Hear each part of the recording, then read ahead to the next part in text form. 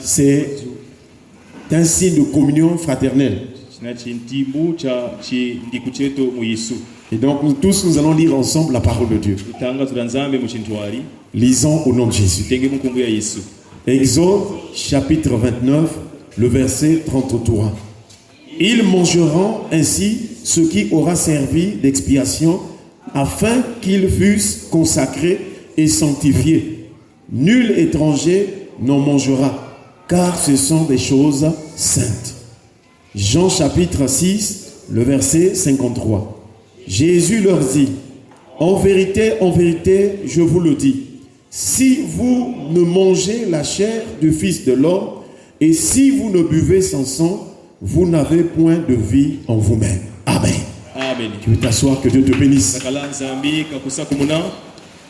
Dans d'autres églises, j'ai suivi les gens, pendant qu'on veut écouter, on demande au peuple de Dieu, chacun va dire à son prochain, bon appétit. Alléluia. Amen. Voilà donc, depuis le dimanche passé, Dieu est en train de nous parler sur le bon choix. Et avant qu'on y arrive sur le bon choix, nous avons d'abord vu le mauvais choix. Et nous étions sur Lot qui avait choisi une plaine parce que celle-ci était arrosée.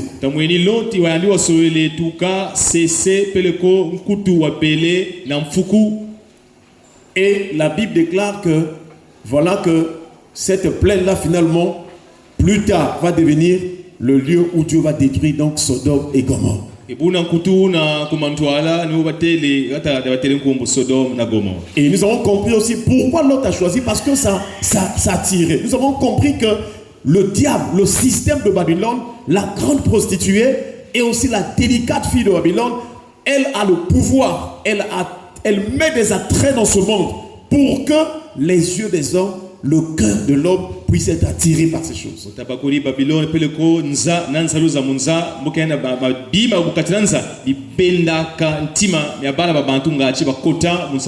Nous avions même parlé, selon la civilisation romaine et grecque, d'un démon, d'un esprit de la beauté et de l'amour, d'un démon, d'une sirène qu'on appelle Aphrodite.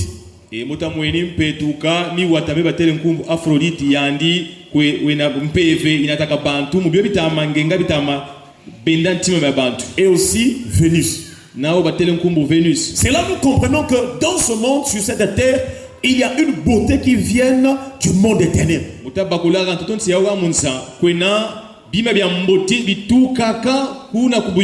Et la Bible donc a raison, la Bible est la vérité, parce que la Bible déclare que la grâce est trompeuse et la beauté est vaine.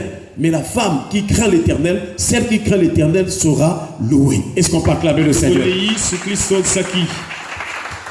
Donc, c'est là que nous sommes en train de faire la différence en termes de choix.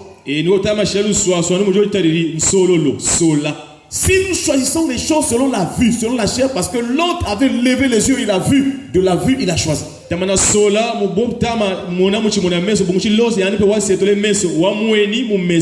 choix selon la vue, la conception humaine, c'est un choix charnel. Or, Paul a dit aux Corinthiens que nous marchons par la foi et non par la vue. Donc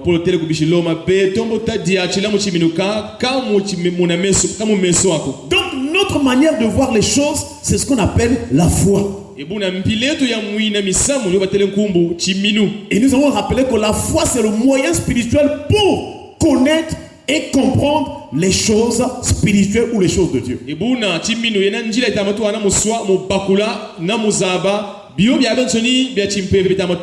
C'est donc la foi l'élément de base, l'élément incontournable pour marcher avec Dieu.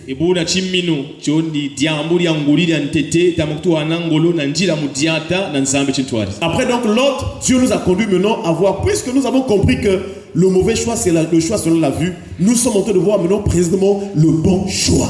Est-ce qu'on peut acclamer le Seigneur? Et précisément, nous sommes dans une maison, dans un village.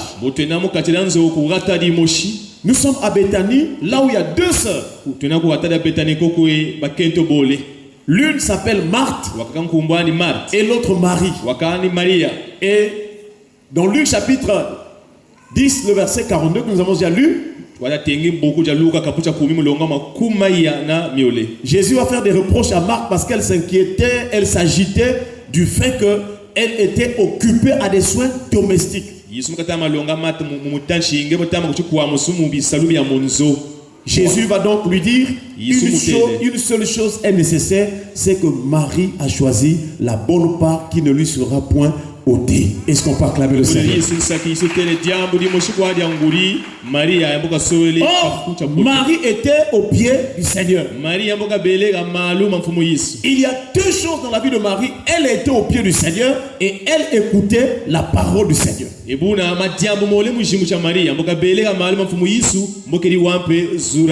c'est ce que nous appelons le bon choix. Puisque Jésus dit que Marie a choisi la bonne part. Nous avons dit que le choix, c'est l'action de choisir. Nous avons dit que le choix, c'est une option. C'est-à-dire choisir entre plusieurs choses ou deux choses, tu choisis une. Et donc le bon choix, c'est choisir ce qui est satisfaisant, ce qui est meilleur, ce qui est spirituel. Beaucoup de choses ne marchent pas dans la vie des hommes parce qu'il y a un problème de choix. Nous allons parler dimanche dernier que lorsque tu choisis une mauvaise femme, toute ta vie, tu seras dans la douleur, la souffrance, parce que tu as fait un mauvais choix. Lorsque aussi une femme trouve un homme insensé, cette femme-là aussi, toute sa vie, sera dans la douleur. Comme Abigail était la femme de Nabal. Or, Nabal était comme son nom, c'était un fou, un homme insensé. Si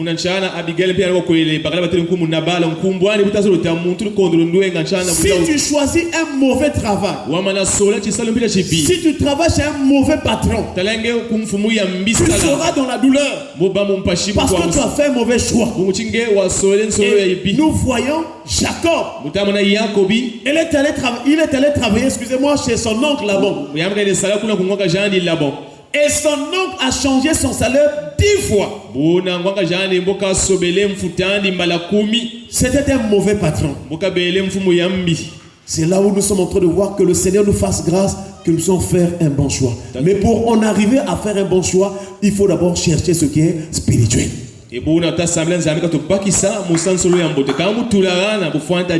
Donc, nous devons être au pied du Seigneur comme Marie. Est-ce qu'on peut acclamer le Seigneur?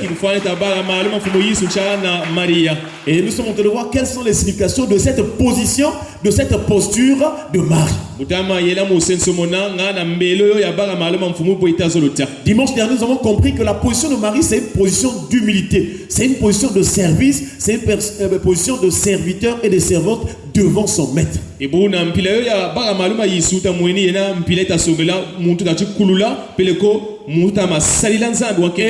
l'humilité est en train de nous permettre de comprendre que vraiment dans cette position, Dieu peut nous élever, Dieu peut nous bénir, Dieu peut faire des grandes choses dans notre vie.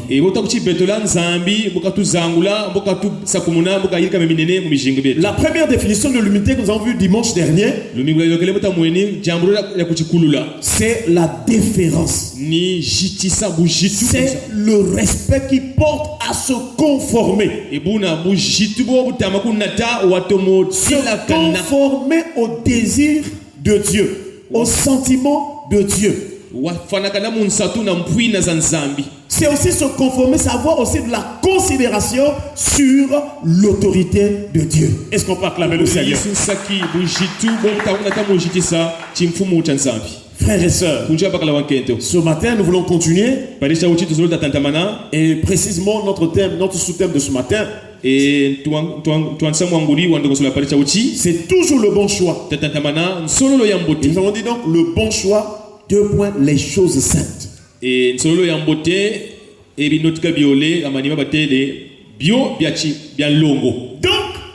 le bon choix, c'est choisir les choses saintes.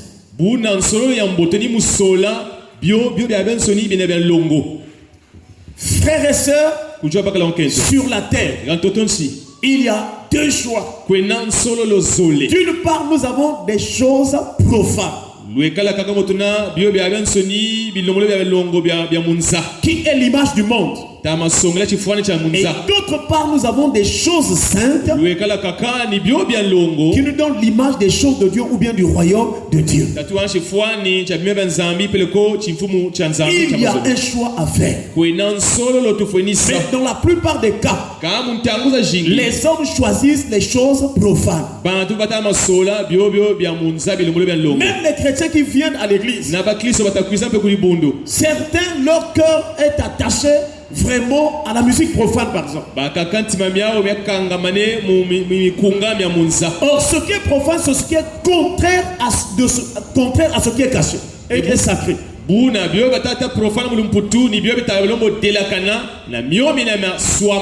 prions ce matin que Dieu te donne un cœur qui puisse avoir le sens du sacré. Est-ce qu'on peut acclamer le Seigneur? Frères et sœurs, c'est là où vous allez voir que Dieu déjà dans sa vision, un jour il a dit à Moïse que vous serez pour moi un royaume de sacrificateurs et une nation sainte. Dieu est saint. Pour marcher avec lui, pour communier avec lui, pour vivre avec lui, il faut accepter la sainteté et la sanctification. Voilà l'un des messages importants de la Bible.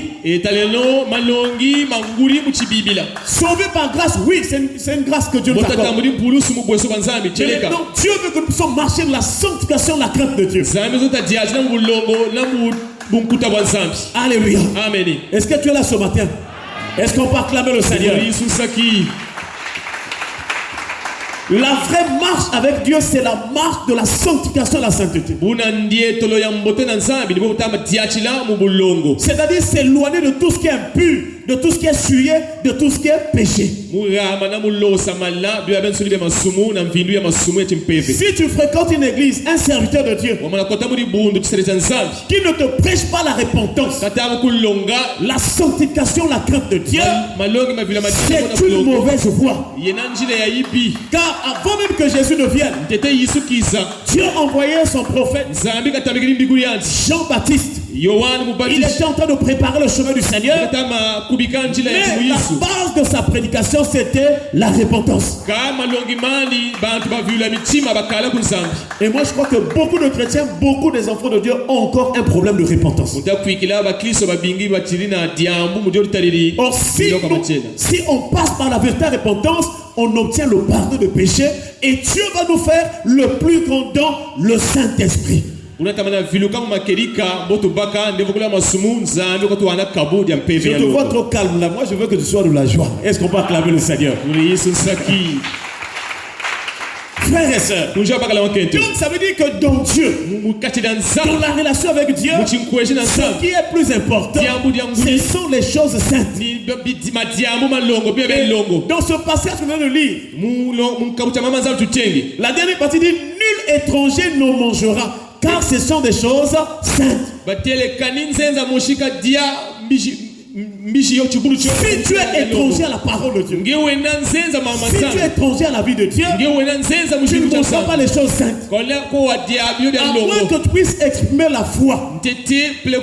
Car un jour, il y a une femme dont l'enfant était malade, possédé d'un démon. Elle est venue pour supplier le Seigneur pour que le Seigneur prie pour sa fille. Jésus a dit: laisse d'abord les enfants manger le pain. Alléluia. Laisse, parce que vous êtes des chiens. Jésus a traité cette femme de chien, ça veut dire étrangère, ça veut dire païenne. Donc un étranger ici dans ce sens, c'est une personne qui n'a pas la vie de Dieu, qui n'est pas dans la promesse, qui n'est pas dans l'alliance avec Dieu. Frères et sœurs, que Dieu nous aide cette année à manger les choses saintes. Est-ce qu'on va acclamer le Seigneur? Alors, Toujours nous sommes toujours dans Exode chapitre 29, le verset 33. Et Ce sont des choses saintes. Il faut donc expliquer. Le texte dit ceci. Ils mangeront, on parle de Aaron et ses fils. Ils mangeront ainsi ce qui aura servi d'expiation. Afin qu'ils fussent consacrés et sanctifiés.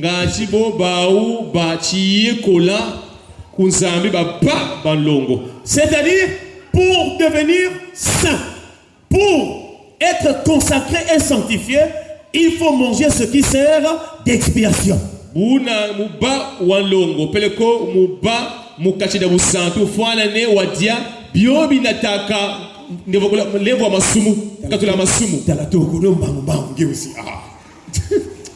Alléluia. Amen. Donc pour devenir saint selon Dieu, pour être consacré, pour que Dieu te considère une personne mise à part, il faut consommer ce qui sert d'expiation.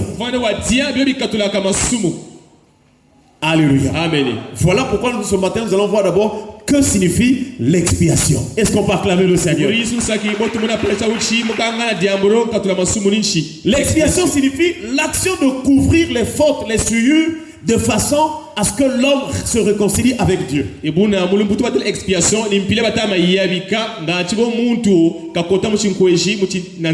Nous savons que le monde s'est séparé de Dieu à partir du péché d'Adam et Ève. Car la Bible déclare tous son péché sont privés de la gloire de Dieu. Frères et sœurs, il faut donc une solution pour que l'humanité se réconcilie avec le Père. Depuis le péché d'Adam et Ève, le diable continue à œuvrer. Les mêmes pensées qu'il avait communiquées à Ève dans le jardin d'Éden. La même ruse. Il est en train de l'utiliser. Il change de forme pour tenter d'égarer même ceux qui ont écouté la vérité. Voilà pourquoi j'aimerais te rappeler ce matin la vérité que tu as crue sur la Bible. Tu dois rester dans cette vérité. Parce que dans ces derniers temps, il y a des fausses doctrines, des doctrines des démons qui viennent comme pour déplacer les bords. Frères et sœurs, le diable c'est un menteur. Ce que Dieu t'a dit dans la Bible, c'est la vérité. Et nous voyons que donc Dieu cherche une solution pour réconcilier l'homme. Et comment se faisait ou se passait l'expiation dans l'Ancien Testament? L'on venait avec l'animal. Par exemple, l'animal est là. La personne qui peut recevoir le pardon de ses péchés, elle vient, elle prend la main, elle pose sur l'animal. Est-ce que tu entends le suivre? Elle pose la main sur la tête de l'animal ou bien sur l'animal pour qu'il y ait comme le transfert de ses péchés sur l'animal. Donc l'animal devient la victime expiatoire. Est-ce qu'on peut acclamer le Seigneur? Remarquez le mouvement. L'animal n'avait rien fait, mais on prend l'animal, il arrive. Et celui qui avait péché va prendre sa main pour mettre sur l'animal afin que ses péchés soient transmis sur l'animal. Mais comme le péché condamne, comme le péché, le salut du péché c'est la mort, donc c'est l'animal là sur qui le péché là va entrer ou va tomber, qui va recevoir donc, qui va subir la condamnation ou la mort. C'est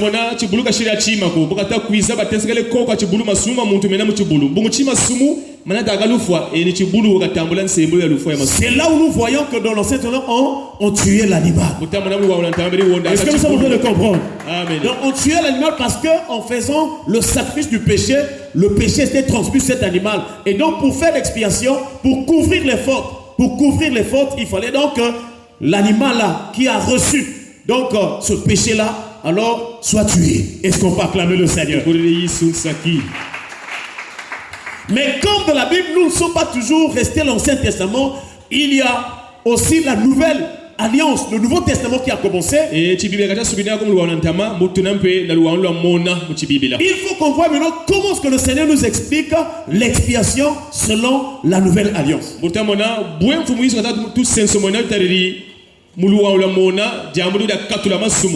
pour qu'il y ait expiation, il faut qu'il y ait une victime. Est-ce qu'on peut acclamer le Seigneur?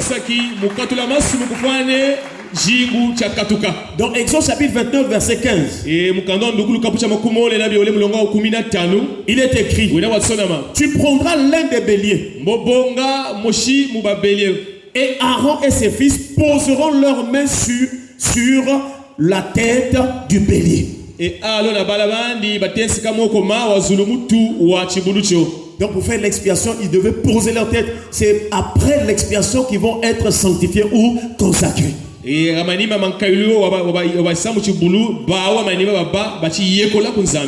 nous comprenons que c'est aussi le signe de la repentance, parce que l'expiation a pour aussi objectif ou bien résultat donc la réparation du crime commis. Est-ce qu'on peut acclamer le Seigneur?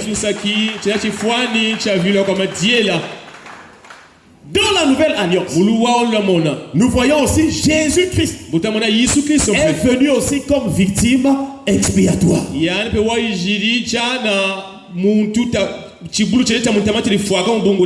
Donc ce qu'on faisait faire sur les animaux dans l'ancienne alliance va maintenant changer. Parce que dans ce sacerdoce lévitique là, le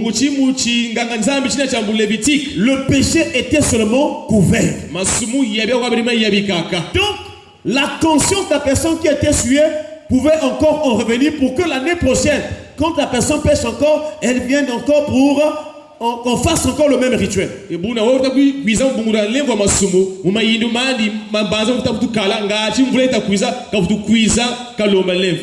1 Jean chapitre 2, le verset 1 à 2.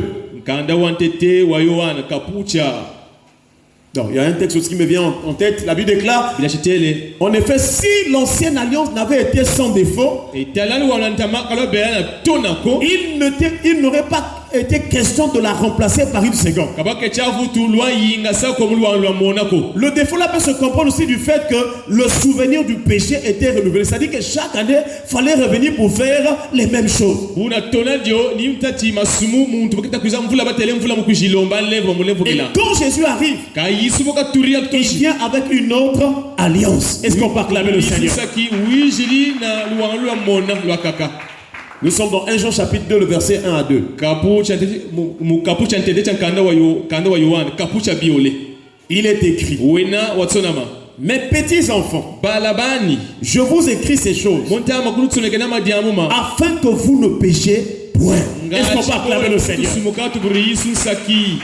Remarquez tout ce que nous sommes en train de dire. Nous sommes en train d'aller vers les choses saintes. Parce que nous avons dit que tu ne peux pas marcher avec Dieu si tu n'es pas saint. C'est impossible.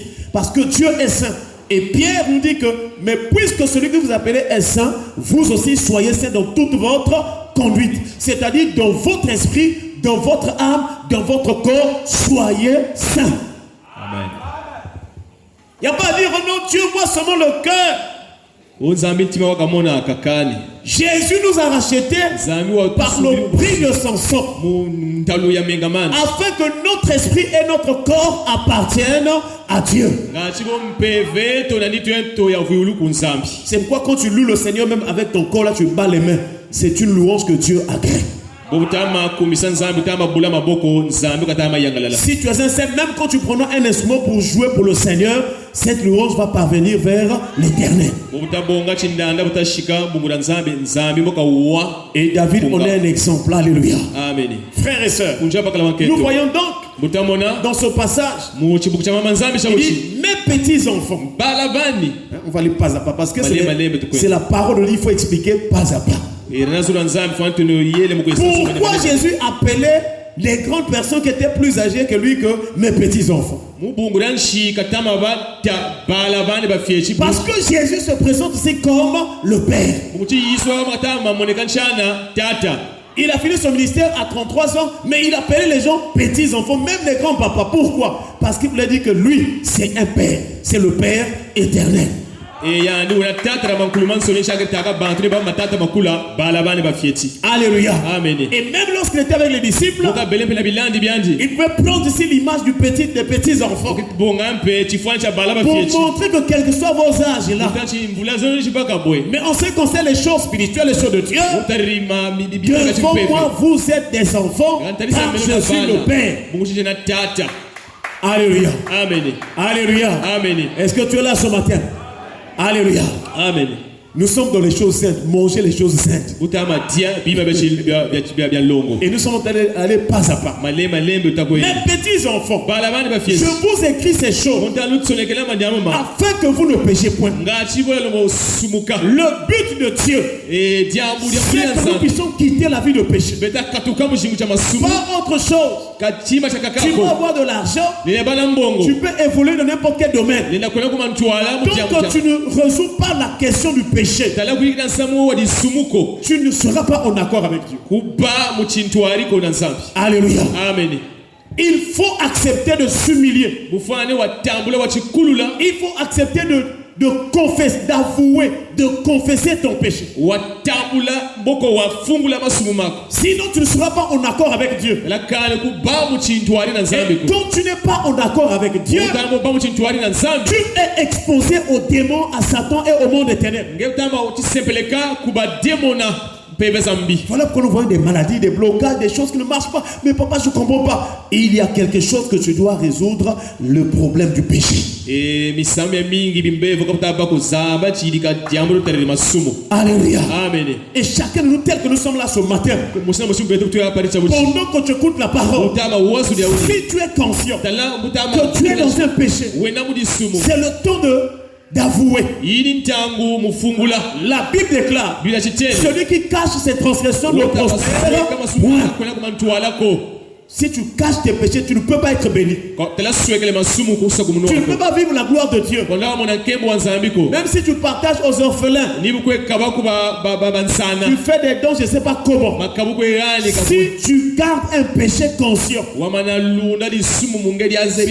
sache que tu ne seras pas en accord avec Dieu. Alléluia. Amen. Et la Bible déclare, celui qui le délaisse obtient miséricorde. Est-ce qu'on va acclamer le Seigneur? Et le but pour lequel nous venons à l'église devant le Seigneur, c'est pour obtenir miséricorde. Voilà pourquoi en Israël on avait même institué une fête qu'on appelle la fête des expiations. Parce que le péché, non seulement c'est un danger, mais c'est la mort, c'est une destruction.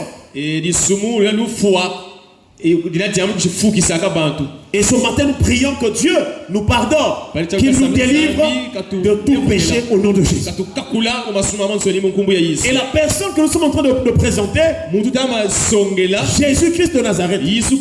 Parce qu'à l'église, on ne vient pas présenter les hommes.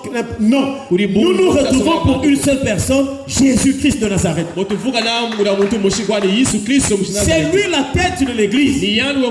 C'est lui le fondement. C'est lui la révélation. Tout doit être centré sur Jésus.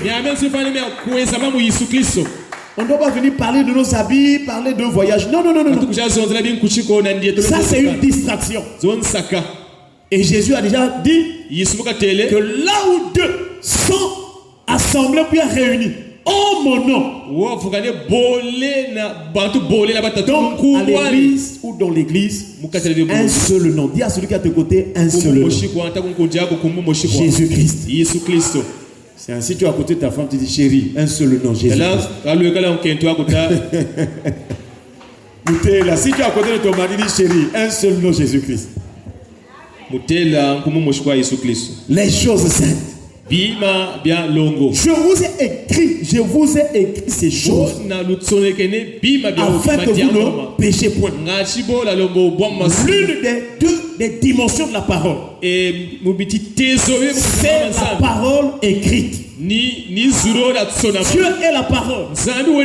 Dieu parle. Ensuite, Dieu a ordonné que la parole soit écrite. C'est toujours la même personne. La parole écrite, c'est la personne de Dieu. La parole écrite, c'est la personne de Jésus-Christ.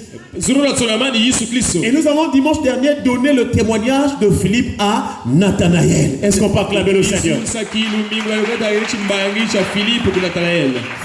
Philippe a dit à Nathanaël, nous avons trouvé celui de qui Moïse a écrit.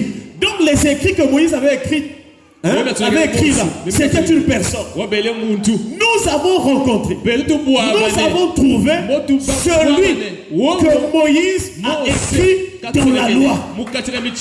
Et donc les prophètes ont parlé. Tu ne dois pas négliger la Bible. Ces paroles écrites là, c'est tout un témoignage. Voilà pourquoi nous voyons, lorsque Dieu a fini de parler, lorsque Dieu a fini d'écrire, la Bible déclare que ces écrits étaient écrits du doigt de Dieu. Et il a donné les tables du témoignage à Moïse. C'est-à-dire, les écrits là, c'est un témoignage de Dieu.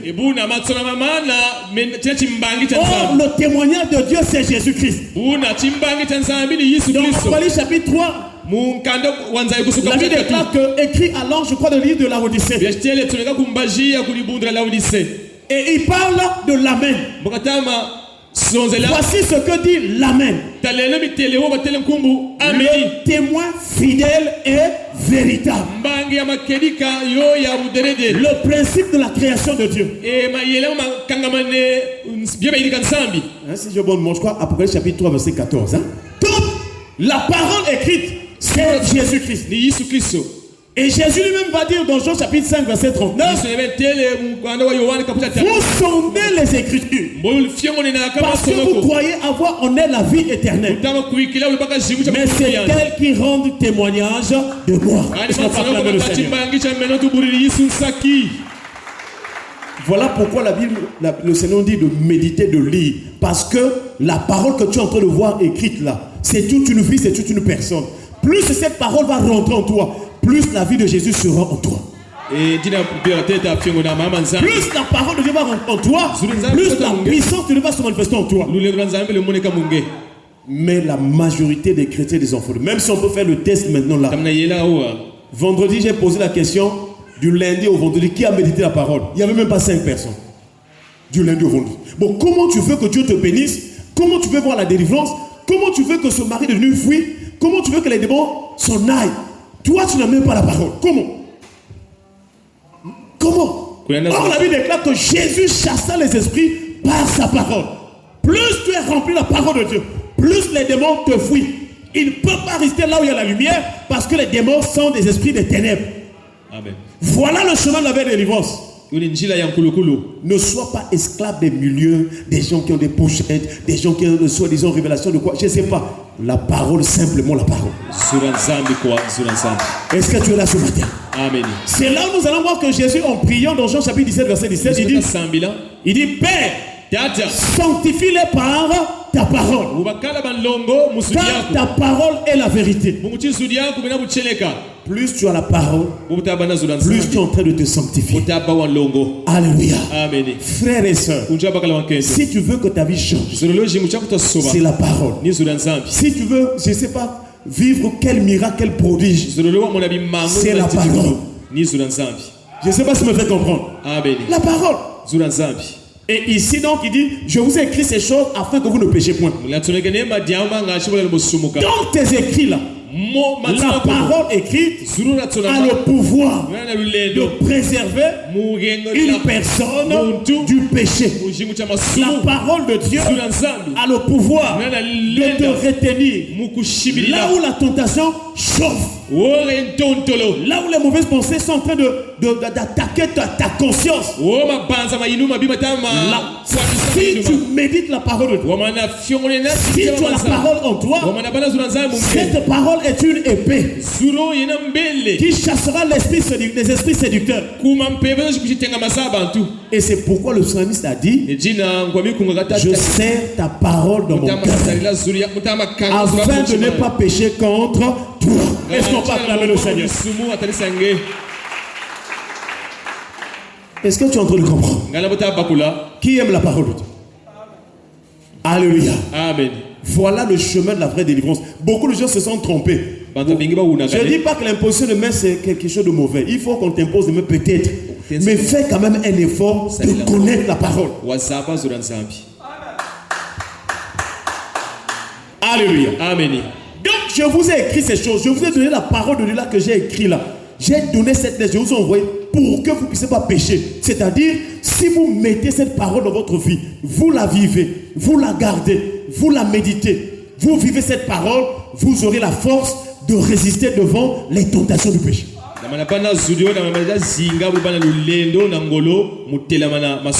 Ne sois pas dans la catégorie des gens, non, la chair est faible. La chair est faible. Et les gens tournent les choses. Est-ce que ce passage biblique commence par la chair est faible? Non. Dieu a déjà dit, le Seigneur dit, il dit, veillez et priez afin que vous ne tombiez pas en tentation. L'esprit est bien disposé. Ensuite, la chair est faible. Est-ce qu'on va acclamer le Seigneur? Toujours dans 1 Jean chapitre 2, le verset 1 à 2. Il dit, et si quelqu'un, donc s'il arrivait que tu pêches, donc là le Seigneur enseigne pour montrer que c'est vrai, tu peux résister, mais il peut arriver aussi que par la faiblesse de la chair, que tu tombes.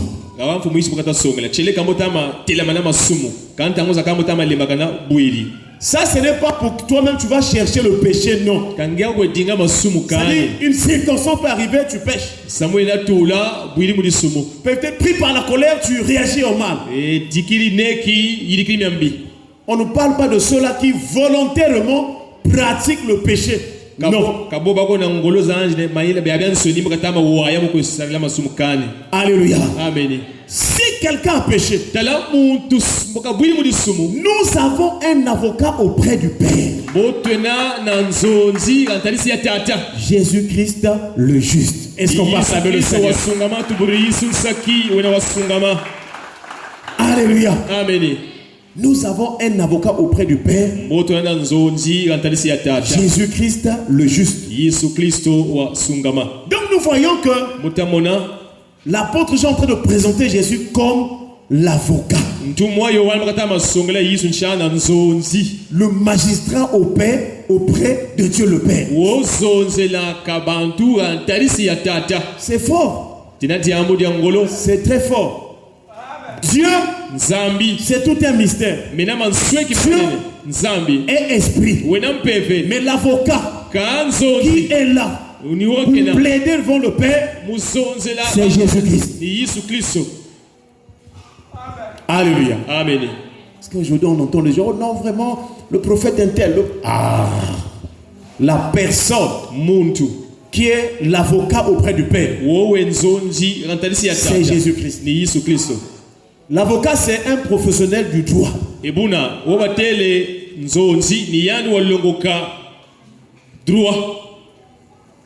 nous voyons que l'avocat a pour aussi mission, ou a pour fonction, ou a pour rôle, il est chargé de défendre. Est-ce qu'on peut acclamer le Seigneur? Il est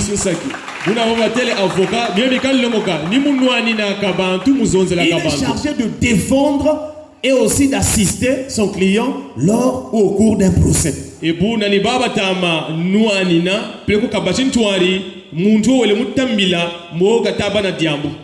Voilà pourquoi si tu donnes totalement ta vie à Jésus, si pendant que nous écoutons la parole, tu acceptes, tu te donnes totalement au Seigneur, rassure-toi, frère, que tu as un avocat au ciel. Il sera ton défenseur. Il va vraiment t'assister. Imagine-toi si tu as comme défenseur Jésus-Christ de Nazareth. Quelles que soient les dimensions dans lesquelles le diable va t'attaquer, il ne va jamais en finir avec toi. C'est pourquoi Job a dit, mon témoin est au ciel, mon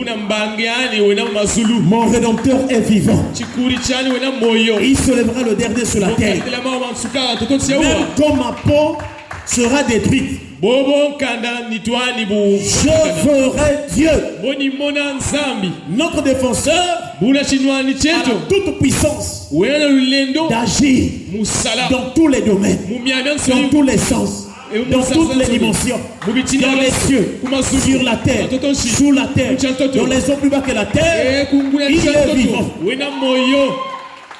Un défenseur, un avocat, c'est aussi un intercesseur.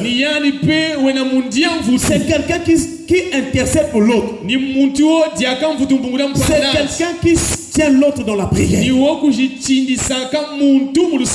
la Bible déclare que Jésus est ce sacrificateur, ce souverain sacrificateur qui vit éternellement. Son sacerdoce n'est pas transmissible. C'est lui qui est toujours vivant. Les sacrificateurs de l'Ancien Testament, leur sacerdoce était transmissible parce que c'était des hommes qui mouraient.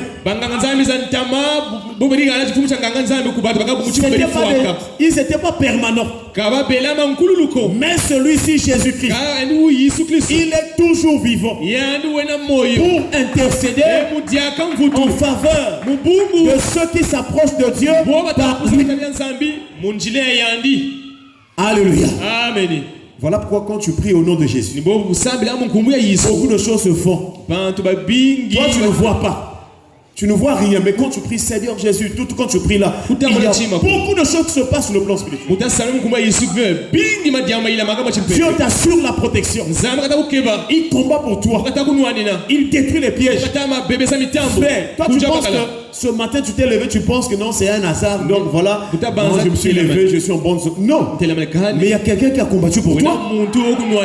C'est Jésus-Christ. Il y a quelqu'un qui a intercédé pour toi, c'est lui. Est-ce qu'on peut acclamer Jésus-Christ? Pourquoi Jésus-Christ est le seul à en assurer cette position, cette fonction, ce rôle?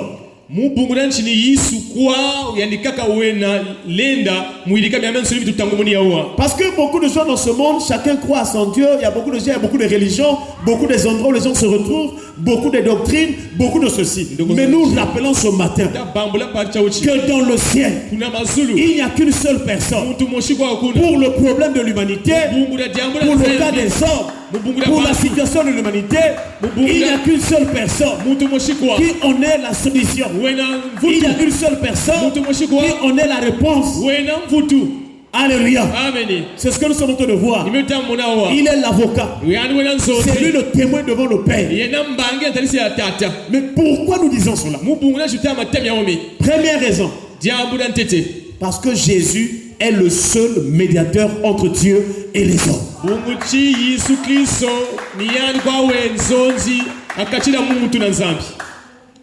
Il est écrit dans 1 Timothée chapitre 2 verset 5. 5 à 6. Alléluia. Amen. Remarquez que dans ce livre de Timothée, la lettre de Paul au Timothée, le chapitre 2, avant que Paul ne parle, car il y a un seul médiateur entre Dieu et les hommes, remarquez que Paul avait d'abord exhorté. Il a dit, j'exhorte donc,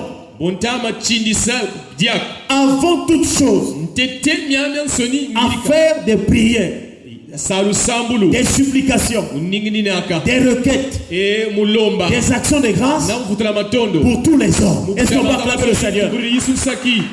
Donc avant qu'on ne fasse mention de l'intermédiaire de Jésus qui est le médiateur, Paul il est en train de nous montrer que cette intercession, ce fait que Jésus soit le médiateur, c'est pour tous les hommes. On ne doit plus en chercher un autre médiateur. Pour dire que non, pour ceux-là, leur médiateur c'est Jésus, mais nous, notre médiateur c'est un tel. Non. Je ne sais pas si me fait comprendre. Amen. Donc, avant qu'on arrive au verset 5 à 6, déjà Paul a montré que pour tous les hommes, pour toute l'humanité, il demande qu'on fasse des prières. Il y a aussi pour les hommes élevés en dignité. Pour que nous menions une vie paisible et tranquille. Et il dit cela est bon et agréable devant le Seigneur. Suivez bien comment Paul est en train de courir. Il dit priez pour tous les hommes. Cela est bon et agréable devant le Seigneur. Qui veut que tous les hommes soient sauvés et parviennent à la connaissance de la vérité. Et c'est là où maintenant il vient dire car il y a un seul médiateur entre Dieu et les hommes, Jésus-Christ. Oh, est-ce qu'on peut acclamer le Seigneur? Alléluia. Amen. La Bible, la parole de Dieu est claire. On doit plus chercher un autre médiateur sur le plan spirituel. On peut se soutenir dans la prière entre nous, c'est vrai. Mais par-dessus tout, au ciel, sur le plan spirituel, il n'y a qu'une seule personne qui est le témoin devant le Père. C'est Jésus-Christ. Il dit donc Jésus-Christ homme. Et Paul explique pourquoi il n'y a que Jésus qui soit ou qui doit être ce témoin-là, ce médiateur. Pourquoi lui seul? Il continue à expliquer. Jésus-Christ homme qui s'est donné lui-même en rançon. Est-ce qu'on peut acclamer le Seigneur? C'est-à-dire Jésus est le seul médiateur de toute l'humanité, de tous les hommes. Parce que lui-même, il a accepté de s'offrir, de se livrer à la croix, de subir vraiment cette condamnation mondiale. Jésus a souffert pour l'humanité. Voilà pourquoi c'est lui seul aussi qui doit être l'intercesseur et le médiateur des hommes, pour que Dieu, les prières des hommes, à travers l'œuvre que Jésus a accomplie à la croix, par son sang qu'il a versé, il nous a rachetés de la vaine manière de vivre, de la servitude du péché. C'est Jésus qui a accompli cela sur la croix de Golgotha. Et donc si quelqu'un vient te dire que non, un tel aussi est médiateur, pour aller au ciel il faut voir un tel, dis à cette personne, est-ce que cet tel-là, lui aussi il était mort à la croix? Je sais pas si vous me faites comprendre. Amen. L'un des points fondamentaux, c'est là. Jésus est le seul médiateur parce que le jour où il partait pour mourir à la croix, quand il souffrait là, il était seul. Répète comment il était seul. Il était seul. Quand Jésus on le clouait là, est-ce qu'il y a eu un prophète? Est-ce qu'il y a eu un sacrificateur? Est-ce qu'il y a eu un docteur? Est-ce qu'il y a eu un bishop? Est-ce qu'il y a eu un évêque? Quand Jésus était à la croix pour le problème de l'humanité, il a souffert seul.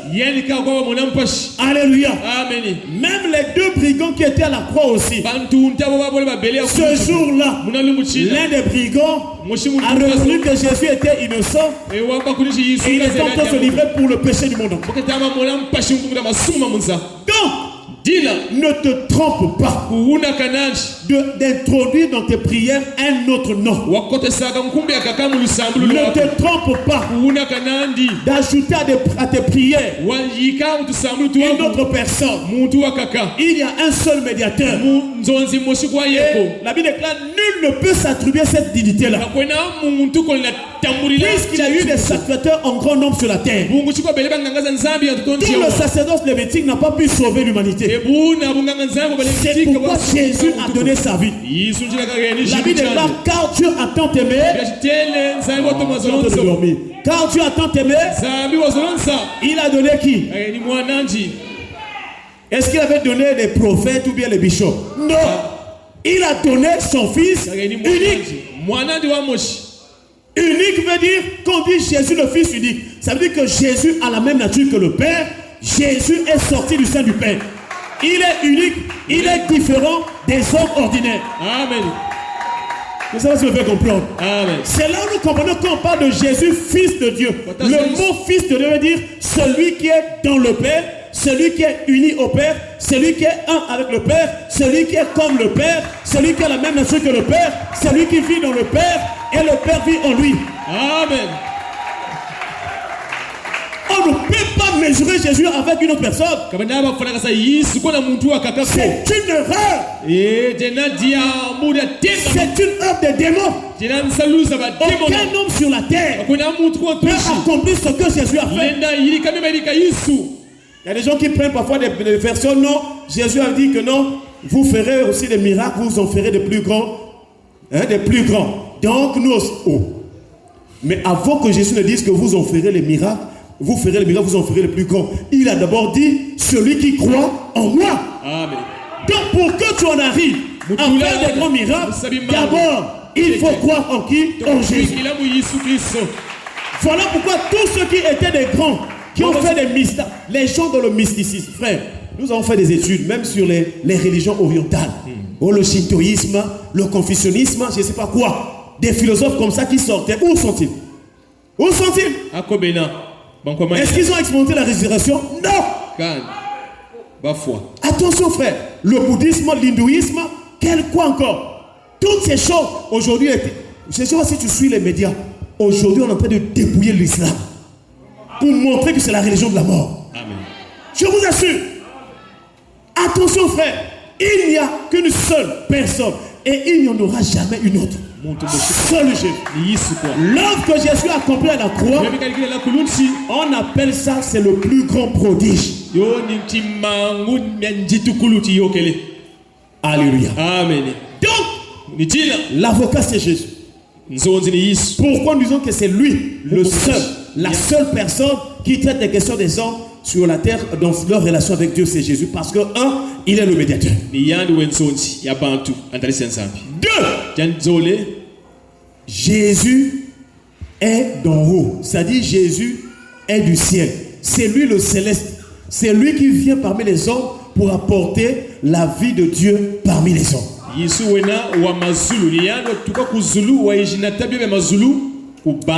Dans Jean chapitre 3 verset 31, il est écrit: celui qui vient d'en haut est au-dessus de tous. Celui qui est de la terre est de la terre. Et il parle comme étant de la terre. Celui qui vient du ciel est au-dessus de tous. Est-ce qu'on peut acclamer le Seigneur? Si vous remarquez les paroles de Jésus dans la Bible, même les huissiers, les magistrats du temps d'Hérode, on leur envoyait pour aller saisir Jésus. Lorsqu'ils ont écouté Jésus parler, ils sont allés faire un rapport sur leur chef. Ils ont dit que jamais homme n'a parlé comme cet homme. Laisse les livres là, je ne sais pas quel livre tu lis. Alléluia. Amen. Jamais homme n'a parlé comme Jésus. Mais pourquoi? Parce que Jésus est la sagesse même de Dieu. Et donc nous voyons dans Jean chapitre 3 verset 13, Jésus précise encore, toujours pour montrer qu'il n'y a que lui seul. Il dit personne n'est monté au ciel. Est-ce qu'on peut acclamer le Seigneur? Personne n'est monté au ciel si ce n'est celui qui est descendu du ciel, le Fils de l'homme qui est dans le ciel. C'est une phrase compliquée. Personne n'est monté au ciel si ce n'est celui qui est descendu du ciel. Là, on peut comprendre. Donc celui qui est descendu, c'est lui-même Jésus. Mais après, il dit le Fils de l'homme, donc Jésus, pendant qu'il parle, il dit que qui est dans le ciel. Alléluia. Amen. Donc, pendant même qu'il est sur la terre, on lui habite corporellement toute la plénitude de la divinité. Il est Dieu. Voilà pourquoi il y a des miracles, il y a des guérisons qu'il a fait. Pendant qu'il est là, il dit quelque chose. Mais là où la personne se trouve, la personne est libérée. Si vous suivez les miracles, ça doit être le fils d'un homme qui était malade. Quand Jésus a parlé, la Bible déclare à l'instant même où Jésus avait parlé, la fièvre ou la maladie avait quitté. Quand ils ont mesuré le temps, ils ont dit à l'instant où, pourtant ils n'étaient pas au même endroit, mais à l'instant, quand le père est allé là-bas, il dit que non, oh là il était soulagé. Lui a demandé à quelle heure. On lui a précisé l'heure à laquelle Jésus avait prononcé la parole. C'est pour montrer que Jésus est le maître des temps et des circonstances. C'est lui qui a créé le temps. Lorsque Jésus parle, aucune notion temporelle peut arrêter Jésus. C'est-à-dire, si tu comprends ces choses, tu auras une grande foi. Et dans cette foi-là, tu vas voir beaucoup de choses, des miracles. Le problème, c'est parfois tu doutes. Parfois tu pries, mais toi-même tu dis, ah, je prie quand même, mais est-ce que ça va marcher? C'est pas comme ça qu'on vit avec nous. Troisième chose, Jésus est donc la victime expiatoire. Maintenant, lui, il va faire la différence entre l'ancienne alliance et la nouvelle alliance. Si dans l'ancienne alliance, on mettait la main sur l'animal pour que le péché soit seulement couvert, Jésus va avancer dans une autre dimension, non seulement pour couvrir le péché. C'est-à-dire le péché, il reçoit le péché sur lui. Mais à la croix, lui va clouer le péché.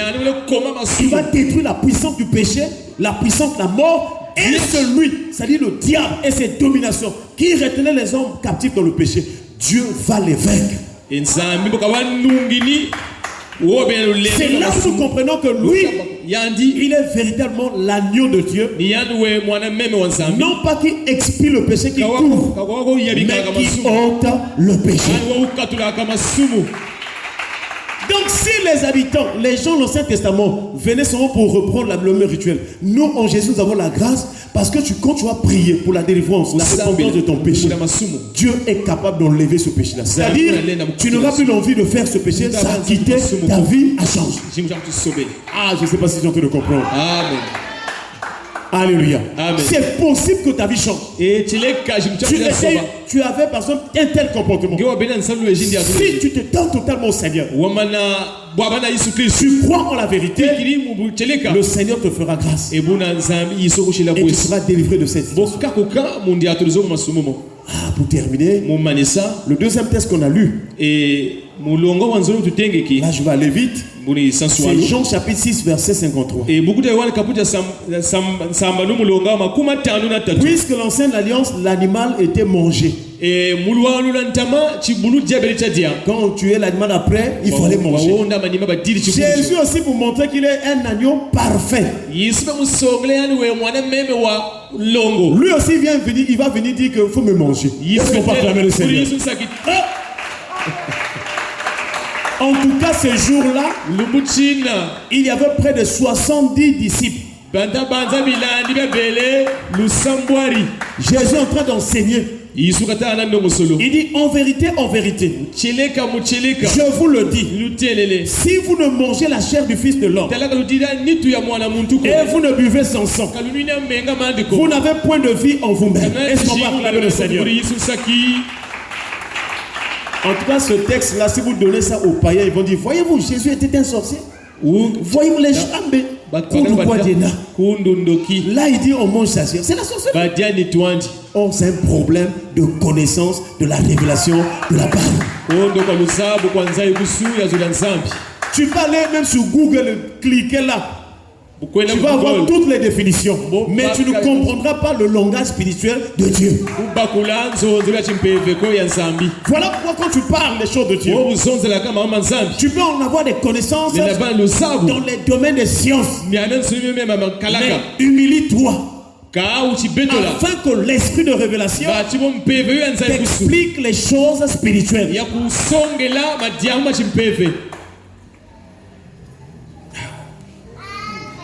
comment comprendre le sens de ces paroles de Jésus. Il dit, si vous ne mangez pas ma chair et vous ne buvez pas mon sang, vous n'aurez pas de vie. Ce jour-là, parmi les 70 disciples, 12 seulement sont restés. On va faire le calcul. 70 moins 12, il va rester combien? 68. 60. Oh, Dieu. 58. 58. Il va dire qu'il m'a au cours de mathématiques dans l'école. Ah, sur le calcul mental. Qui avait fait ça? Allez, mets sur la tête. Pas écrivez. Ah, mets sur la tête. À l'école, vraiment, ils ont cassé. L'école, ils ont bien. Ceux qui ont autant.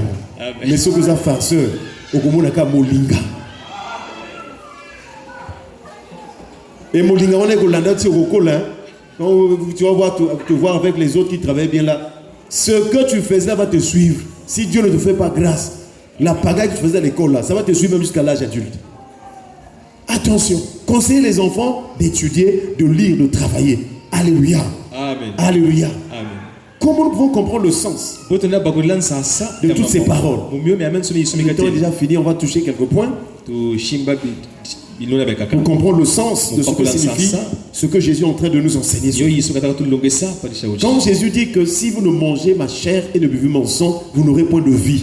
C'est une expression, c'est un langage. Il ne faut pas prendre ça à la lettre. Oh non, il avait dit vous allez manger ma chair. Non, non, non. C'est un langage. C'est-à-dire que c'est ce qu'on lit, c'est ce qu'on écoute. Maintenant, quelles en sont les significations selon Dieu? Première signification. Cela veut dire Dieu veut nous enseigner à faire la volonté de Dieu. Car lorsqu'une personne fait la volonté de Dieu, c'est une manière de manger les choses de Dieu. Est-ce qu'on peut acclamer le Seigneur? Dans Jean chapitre 4, verset 34. Jean chapitre 4, verset 34, il est écrit. Ma nourriture, Jésus leur dit, ma nourriture est de faire la volonté de ceux qui m'ont envoyé et d'accomplir son œuvre. Lorsque Jésus est en train de parler ainsi aux disciples, ils avaient faim physiquement. Ils étaient arrivés à Samarie. Les disciples sont allés chercher les vivres en ville là-bas. Jésus est resté au puits. La femme samaritaine est arrivée. Jésus avait faim. Les disciples sont allés chercher à manger. Voyez-vous? Donc physiquement c'était une faim normale. Mais quand les disciples viennent avec la nourriture, les aliments, la Bible dit qu'ils pressaient le Seigneur. Mais Seigneur, mange, nous avons parcouru de longues distances. Tu n'as pas encore mangé, mange. Mais Jésus leur dit, j'ai encore une nourriture que vous ne connaissez pas. Est-ce qu'on peut acclamer le Seigneur? Lorsque Jésus a dit cela, ils se sont regardés. Mais quelqu'un lui aurait-il donné à manger ou non? Non, il y a des diriques. Entre eux les disciples, parce qu'ils étaient comme les disciples, les apôtres étaient comme nous. Donc quand Jésus a dit que j'ai une nourriture à manger que vous ne connaissez pas, donc il a mangé. Avec toutes les distances jusqu'à Tamari. Diriki, Aliaki, Yandiak. Ils ont raisonné. Après, c'est là où Jésus leur explique. Ma nourriture, c'est de faire la volonté de ceux qui m'ont envoyé et d'accomplir son œuvre. Est-ce qu'on passe avec le Seigneur? C'est là où, frère, lorsque tu deviendras de plus en plus spirituel, il y aura des moments où même quand tu as faim, le Saint-Esprit t'emmène à faire quelque chose. C'est-à-dire que la nourriture est là, mais ça ne prend plus, tu ne prends plus à cœur. Parce que tu es concentré ou consacré à quelque chose de Dieu. Et il y a des moments où Dieu peut te donner d'avoir un moment de jeûne forcé. C'est-à-dire que tu n'avais pas prévu le jeûne, mais Dieu enlève la faim physique. Alors que depuis le matin, tu n'as pas encore mangé. Mais la nourriture est là, mais tu ne t'occupes pas. Tu es en train de vaquer à d'autres occupations. Est-ce qu'on peut acclamer le Seigneur? Donc, quand Jésus disait, si vous ne mangez ma chair et ne buvez mon sang, il leur dit que si vous ne faites pas la volonté de Dieu, vous n'aurez pas de vie. Car Jésus était venu sur la terre pour enseigner aux hommes comment faire la volonté du Père. C'est tout, frère. Si tu arrives Demandez au Seigneur. Seigneur, apprends-moi à faire ta voix. Seigneur, apprends-moi à vivre avec toi. Dieu va changer ta vie. Lorsque tu marcheras, la Bible déclare le cœur de l'homme médite sa voix. Mais c'est l'Éternel qui dirige, c'est. Lorsque tu vas te donner. Comment je vais t'expliquer ça? C'est-à-dire que prends du temps seul avec Dieu. Toi, tu passes toute la semaine à la télévision. Quelles sont les chaînes là? B1. Non, B1 c'est pour les chrétiens. Novelas. Tu finis, tu suis les documentaires. Tu suis peut-être le Rwanda avec RDC. Tu finis. C'est vrai, il faut s'informer. Mais il faut que tu aies le temps avec Dieu. Amen. Il faut que tu aies le temps avec Dieu. Je t'en supplie. C'est-à-dire que, je ne sais pas s'il faut parler en langue, mais pour que tu sois en paix. Pour que tu sois, ce que tu vois la main de Dieu. Dieu t'attend aux choses saintes, c'est-à-dire la parole de Dieu. Amen. Il n'y a pas autre chose. Ne crois pas, ne raisonne pas. Cherche du temps avec Dieu. Fais un planning, un programme personnel. Et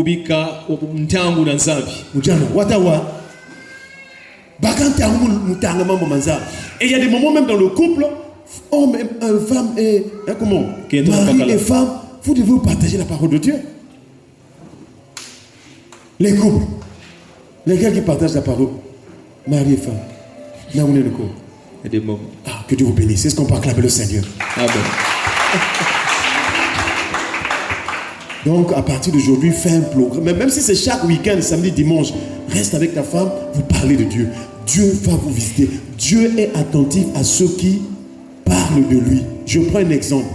Toi, par exemple, tu t'appelles frère qui? Hein?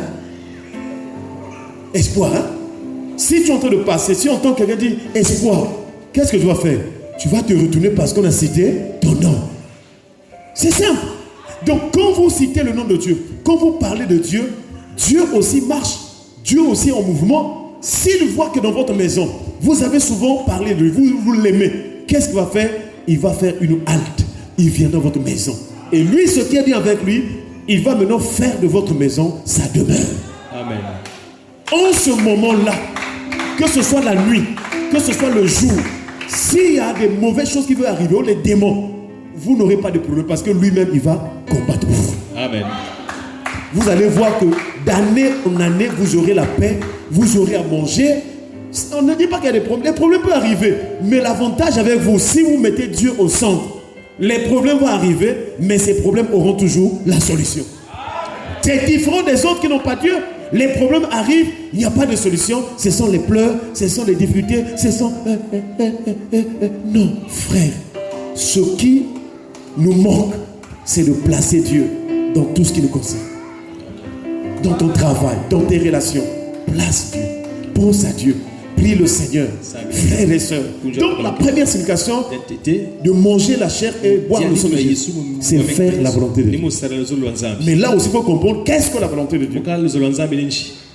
C'est croire en Jésus-Christ. La volonté de Dieu, c'est croire en Jésus-Christ comme Seigneur et Sauveur. Est-ce qu'on parle avec le Seigneur?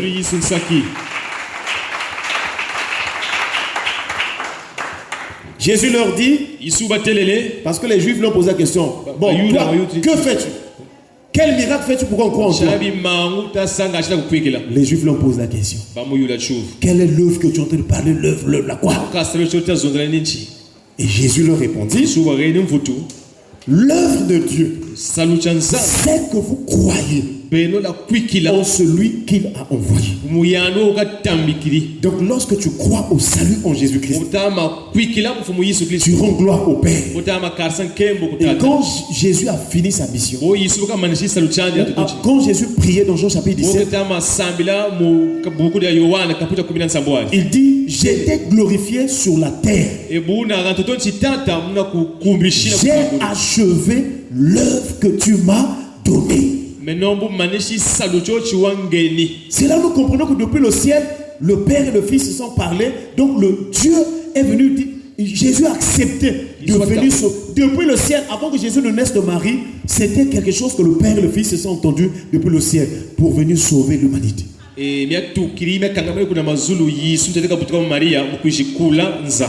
Pour terminer, que signifie manger la chair de Jésus? et boire son sang. Ça, c'est 1 Corinthiens chapitre 11 qui nous en parle. Le verset 26. Il est écrit: car toutes les fois que vous mangez ce pain et que vous buvez cette coupe, vous annoncez la mort du Seigneur jusqu'à ce qu'il vienne. Est-ce qu'on peut acclamer le Seigneur? Donc la Sainte Seine, c'est ce mystère, c'est un enseignement. Manger le corps de Jésus, boire sa chair, son sang, c'est annoncer Christ. Toi, aujourd'hui, nous sommes en 2025. Nous sommes en quel mois? Nous sommes au mois de mai. Depuis que l'année a commencé, combien de fois tu as parlé de Jésus? Est-ce que tu as annoncé aux gens que non, Jésus était mort pour toi, tes enfants, tes amis, tes connaissances, à l'école? Annoncer Christ veut dire manger le corps de Jésus et boire son sang. Rappeler le retour du Seigneur. Penser au retour du Seigneur, c'est aussi manger la chair de Jésus et boire son sang. Est-ce qu'on peut acclamer le Seigneur? Est-ce qu'on peut pousser des cris de joie? Alléluia. Si on peut chanter ce cantique-là. Christ est ma vie, la mort m'est un gain.